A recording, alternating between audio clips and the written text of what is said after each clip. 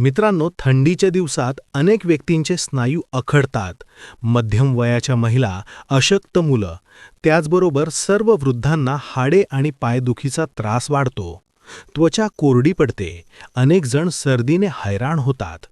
पण हा त्रास थांबवण्यासाठी आपल्या किचनमध्येच असे 4 चमत्कारी पदार्थ आहेत, ज्यांचा योग्य पद्धतीने आणि योग्य प्रमाणात वापर केला गेला तर एक असा जबरदस्त फॉर्म्युला तयार होतो, जो थंडीमुळे होणाऱ्या हाडांच्या कोणत्याही त्रासांवर चमत्कारी फायदा देतो. फक्त दुर्दैवाने आपल्याला या फॉर्म्युल्याची माहिती नाहीये. या फॉर्म्युल्याचा रोज 1 चमचा पाण्याबरोबर पिल्याने काही दिवसातच हाडांच्या त्रासांवर मोठा फायदा मिळू शकतो. बरेच जण या 4ही पदार्थांना वेगवेगळ्या पद्धतीने खायचा प्रयत्न करतात, पण हे पदार्थ वेगवेगळे खाल्ल्याने म्हणावा तसा फायदा होत नाही. हाडांच्या मजबूतीसाठी त्यांना खायची एक विशिष्ट पद्धत असते. थंडी वाढल्याने स्नायू अकडणे, मुंग्या येणे, पाय दुखणे हे त्रास होतात. पण आज ज्या फॉर्म्युलाबद्दल आपण बोलतोय त्याने फक्त थंडीचा त्रासच कमी होत नाही, तर पचनक्रिया मजबूत होऊन गॅसेसचा त्रास, शरीरावरची सूज आणि जडपणा पण कमी होतो. थंडीमध्ये शरीर उष्ण ठेवण्यासाठी रक्तवाहिन्या आकुंचन पावतात, ज्याने स्नायूंना रक्तपुरवठा कमी होऊन स्नायू अकडतात, हाडांचं दुखणं वाढतं. थंडीत सूर्यप्रकाश कमी असल्याने व्हिटॅमिन डी कमी मिळतं. याने हाडं कमजोर होऊन पाय, गुडघे किंवा टाच दुखायला लागतात. आणि त्यासाठीच मी तुम्हाला थंडीचे सर्व त्रास हमखास दूर करणारे हे 4 पदार्थ व त्यांना खायची विशिष्ट पद्धत सांगणार आहे. यातील सर्वच पदार्थ एकापेक्षा एक औषधी गुणधर्मांनी युक्त आहेत. त्यांनी शरीरातील वाताचा त्रास कायमचा दूर होतो. यातील सर्वात महत्त्वाचा आणि इफेक्टिव्ह मानला जाणारा पहिला पदार्थ म्हणजे मेथी दाणे. पण थंडीतले त्रास कमी करण्यासाठी मेथी दाणे खायची एक विशिष्ट पद्धत आणि एक प्रमाण असतं. ही पद्धत माहीत नसताना मेथी दाणे खाऊन काहीही फायदा होत नाही. मित्रांनो, मेथी दाणे उष्ण असल्याने थंडीच्या त्रासांना तर दूर करतातच, याचबरोबर यात असलेले अँटी इन्फ्लेमेटरी गुणधर्म शरीरातील सूज कमी करून फ्री रॅडिकल्सला कमी करतात. मेथी दाण्यातील थायमॉल सांध्यांची सूज कमी करून जुनं दुखणं कमी करतं. कॅल्शियम हाडांची ताकद वाढवतं. चरक संहिता व सुश्रुत संहिता या ग्रंथांनुसार ओवा कडू, तिखट, उष्ण गुणधर्मांचा असून तो पाचनशक्ती वाढवणारा, अर्धवट पचलेले विषारी द्रव्य पचवणारा, पोटातील अग्नी प्रज्वलित करून पोटदुखी, अजीर्ण आणि गॅस या त्रासांना दूर करणारा एक महत्त्वाचा घटक आहे. ओवा शरीरातील सूज कमी करून वेदना कमी करतो. थंडीमुळे होणाऱ्या वेदनांवर परिणामकारक ठरतो. म्हणूनच भारतामध्ये बाळंत झालेल्या स्त्रीला ओवा भाजून खायला देण्याची पद्धत आहे. त्याचबरोबर तळलेले पदार्थ किंवा भजी करतानाही त्यात ओवा हमखास टाकला जातो.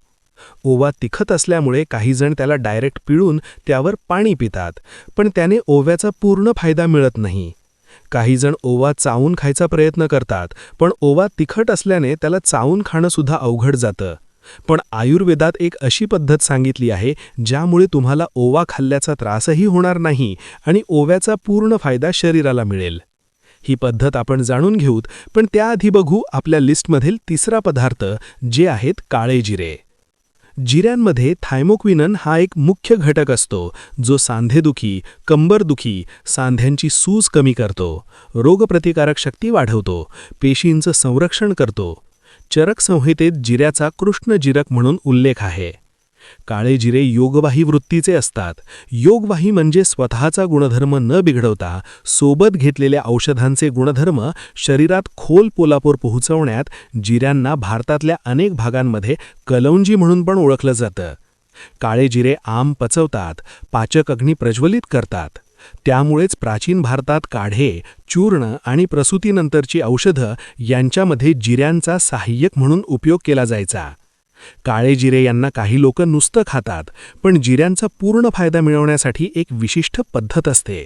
ती पद्धत मी तुम्हाला लवकरच सांगणार आहे, पण त्याआधी जर तुमच्या गुडघ्यांचं सिव्हिअर डिजनरेशन झालं असेल, नी रिप्लेसमेंट सांगितली असेल, तर एकदा जीवन ऊर्जेचा अनुभव घ्या. आज गुडघ्याच्या वेदनेने अनेक जण त्रासलेले आहेत. अभ्यासानुसार 39% पेशंटचे ऑपरेशननंतर पण गुडघे पुन्हा दुखायला लागतात.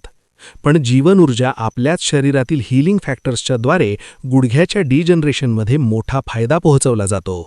ही ट्रीटमेंट घेणाऱ्या व्यक्तींपैकी जवळपास 92% व्यक्तींच्या गुडघ्यांवर या ट्रीटमेंटचा अत्यंत सकारात्मक परिणाम होतो. आणि सर्वात महत्त्वाचं म्हणजे पूर्वी फक्त सेलिब्रिटीजला परवडणारी ही थेरपी आज जीवन ऊर्जेने सर्वांच्या आवाक्यात आणली आहे. त्यामुळे गुडघेदुखी गंभीर असेल तर आजच जीवन ऊर्जेतील तज्ज्ञ डॉक्टरांना संपर्क करा. थंडीमध्ये होणारे हाडांचे त्रास कमी करणारा आता आपल्या लिस्टमधील शेवटचा आणि प्रभावी पदार्थ आहे आवळा. आवळा अँटीऑक्सिडंटचा खजिना असतो. आवळ्यामध्ये आढळणारे व्हिटॅमिन सी पेशींना पुनर्जीवित करून शरीरातील रोगप्रतिकारक शक्ती वाढवतं. पॉलिफेनॉल शरीरातील सूज कमी करतं. नियमित आवळा खाल्ल्याने पाचन सुधारून बद्धकोष्ठितेचा त्रास कमी होतो. हाडे मजबूत होतात.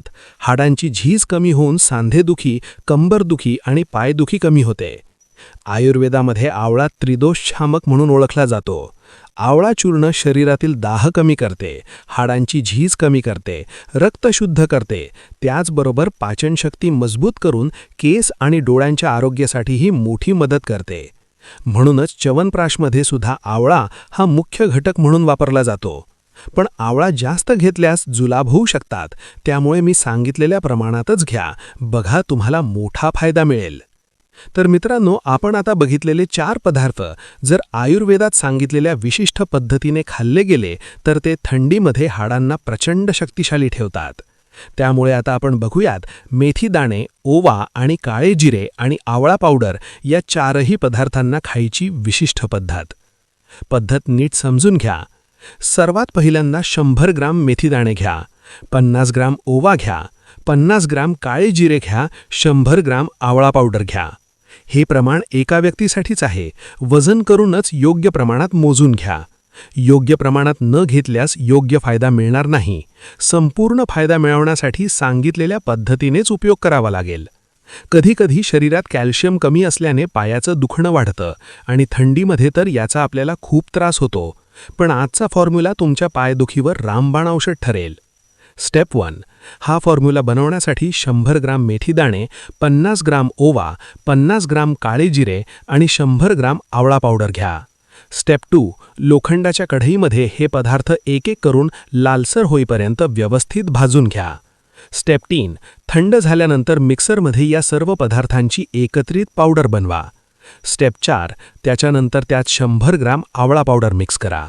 स्टेप 5. त्यानंतर हे चूर्ण हवाबंद डब्यामध्ये भरून ठेवा. आणि आता आहे शेवटची स्टेप 6.